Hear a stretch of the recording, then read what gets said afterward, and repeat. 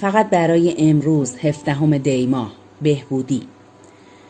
معتادان گمنام برنامه ای را برای بهبودی به معتادان ارائه می دهد که چیزی فراتر از زندگی بدون مصرف مواد مخدر است.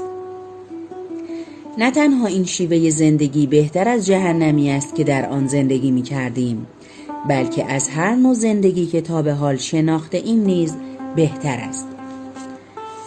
تعداد معدودی از ما به بازیافتن آنچه قبل از شروع به مصرف مواد داشتیم علاقه‌مندیم.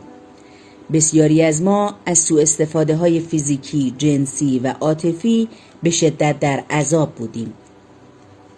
نشئه شدن و نشئه ماندن تنها روش ممکن برای چیره شدن بر این سوء استفاده ها به نظر می رسید.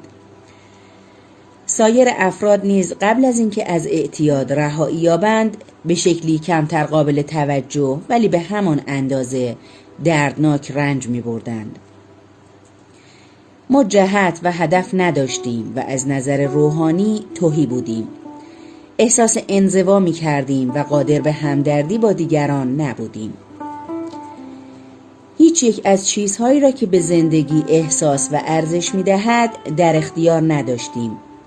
بیهوده مواد مصرف می کردیم تا خلأ درونی خود را پر کنیم. اکثر ما نمی خواستیم آنچه قبلا داشتیم را بازیابیم. در نهایت بهبودی ما در NA چیز تازه است، فرصتی برای زندگی جدید، ابزاری در اختیار ما گذاشته شده که می توانیم مصیبت را از زندگی خود رفع کنیم.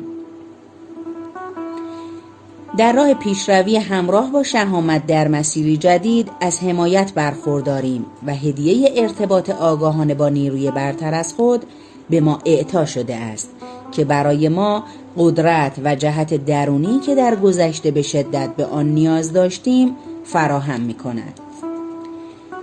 بهبودی یافتن، بله، به هر روشی، زندگی کاملا جدیدی را باز می‌یابیم که از هر چیزی که تا به حال خیال می‌کردیم نیز بهتر است.